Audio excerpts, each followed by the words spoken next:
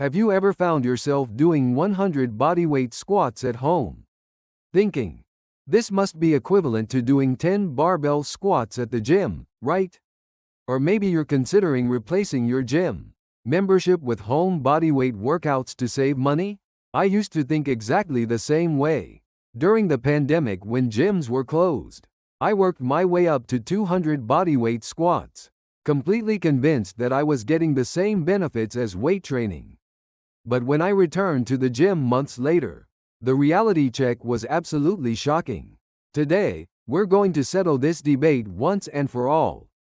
Between 100 bodyweight squats and 10 barbell squats, which is actually more effective for muscle growth? Instead of giving you the obvious answer of barbell squats are better, we're going to dive deep into the scientific evidence and real data to give you the complete picture. Let me start with a groundbreaking finding that surprised everyone. In the fitness world, McMaster University conducted a revolutionary study with 48 young men, dividing them into two groups for 12 weeks. One group performed high weight, low repetition training, while the other did low weight, high repetition training. The results completely overturned conventional wisdom. Amazingly, both groups showed nearly identical muscle growth. The heavyweight group gained an average of 2.4 kilograms of muscle mass, while the high repetition group gained 2.3 kilograms. The difference was only 0.1 kilograms.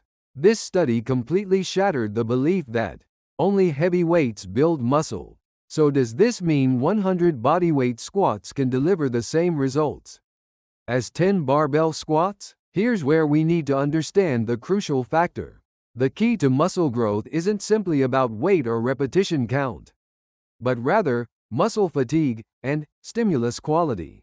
Research from the University of São Paulo in Brazil makes this even clearer. Researchers had participants exercise at intensities ranging from 30% to 80% of their one representative max. But the critical factor was that all groups trained to muscle failure. The results were shocking. The group using 30% of their max for 25 reps to failure showed virtually no difference in muscle growth compared to the group using 80% for 8 reps to failure. The key phrase here is to failure. It's not about completing a predetermined number of reps, but pushing until you literally cannot do another repetition. This is where the practical challenge emerges with bodyweight squats. The exercise intensity is determined by your body weight. And for an average 70-kilogram adult male, a bodyweight squat creates approximately 35 kilograms of load. For someone with developed leg strength, this is relatively light resistance. Research from Tsukuba University's Sports Science Department found that individuals who had been training consistently for 6 months or more needed an average of 80 to 120 bodyweight squats to reach muscle failure. Beginners might reach failure at 30 to 50 reps, but as fitness improves, the required repetitions increase exponentially. This brings us to a crucial concept: time under tension. According to research published by the University of Bayreuth in Germany, the duration that muscles remain under tension is a decisive factor in muscle growth. Let's break down the numbers. When performing 10 barbell squats, the time under tension per set is approximately 30 to 40 seconds. With 3 sets, you achieve about 2 minutes of total tension time. In contrast, 100 bodyweight squats performed consecutively create 3 to 4 minutes of tension time. At first glance, bodyweight squats seem to provide longer muscle stimulation. But there's a critical difference. Barbell squats maintain high-intensity stimulus from start to finish, while bodyweight squats only reach high intensity in the later stages.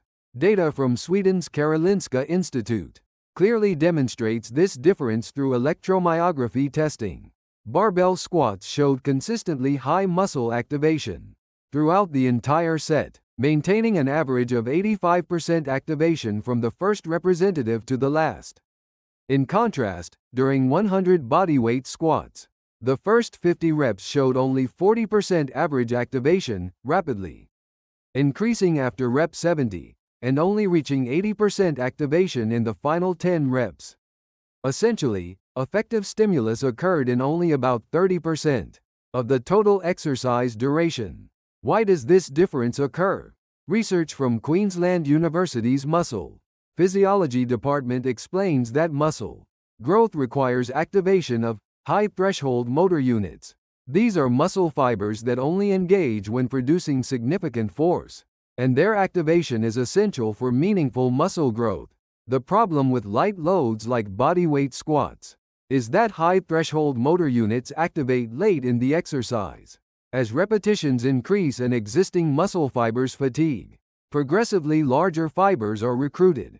However, considerable time and energy are already consumed in this process. A fascinating experiment from Maastricht University in the Netherlands had participants perform the same total training volume using different approaches. One group used heavy weights for shorter duration, while another used light weights for longer periods. After 8 weeks, the comparison was striking. Despite the heavy weight group exercising for only 40% of the total time, they achieved 35% greater strength gains and 22% more muscle mass increase. This demonstrates the overwhelming efficiency advantage of heavy weight training. However, we shouldn't completely dismiss bodyweight squats. A 12-week study from McGill University in Canada revealed interesting findings. For exercise beginners, bodyweight squats alone could achieve substantial muscle growth. The beginner group showed an average 18% increase in quadriceps and 15% increase in glutes, using only bodyweight squats for 12 weeks, compared to the barbell squat group's 24% and 19% increases respectively. These results are certainly not negligible. The key factor is individual current strength level. Research from the University of Texas indicates that once someone can perform more than 30 consecutive bodyweight squats, the muscle growth benefits rapidly diminish. As a specific guideline, if you can perform 50 or more consecutive bodyweight squats, it's time to transition to barbell squats. At this level, achieving meaningful muscle stimulus through bodyweight squats would require 150 or more repetitions, which is not only inefficient but also increases injury risk. Are barbell squats the perfect exercise? Then, there are several considerations here as well. Research from the University of Birmingham's Sports Medicine Department shows that, while barbell squats provide excellent muscle growth benefits, they have higher technical difficulty and relatively greater injury risk. Study results showed barbell squat-related injury rates were approximately 4 times higher than bodyweight squats. Knee and lower back injuries were most common, typically caused by improper form or excessive weight. This highlights the need for adequate technical mastery and progressive approach when starting barbell squats. Another important difference is muscular endurance development. A comparative study from the University of Copenhagen found that the bodyweight squat group had 45% higher muscular endurance compared to the barbell squat group. However, the barbell group showed 38% higher maximum strength. This indicates that exercise choice should depend on your goals. For functional fitness improvement in daily life or endurance sports, bodyweight squats are more suitable. For pure muscle mass increase or maximum strength development, barbell squats are more appropriate. The most ideal answer is combining both exercises. According to guidelines published by the American College of Sports Medicine, when training 3 times per week, 2 sessions should focus on barbell squats for strength and muscle development, while 1 session should use high repetition bodyweight squats for muscular endurance and movement pattern improvement. Here's another intriguing research finding. A 16-week experiment from the University of Milan found that a group alternating between barbell and bodyweight squats actually achieved greater muscle growth than a group doing only barbell squats, with a remarkable 23% higher growth rate. Researchers explained this as the variation stimulus effect. Muscles adapt to consistent stimuli and growth rates plateau, but periodically changing stimulus intensity and patterns can induce continuous growth. Let me provide specific application methods. A 3-stage approach based on exercise experience is most effective. For beginners, Start with bodyweight squats.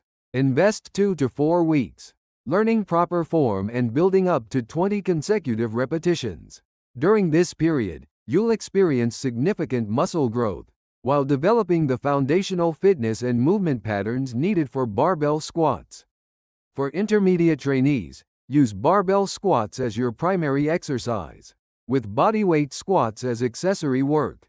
For example, perform barbell squats 3 sets of 8 to 12 reps on Mondays and Fridays, and bodyweight squats 3 sets of 25 to 50 reps on Wednesdays. This balanced approach develops both strength and endurance. Most importantly, consistency matters more than perfection. Doing moderate exercise consistently creates far greater changes than doing perfect exercise occasionally. Choose the exercise that fits your situation and start today.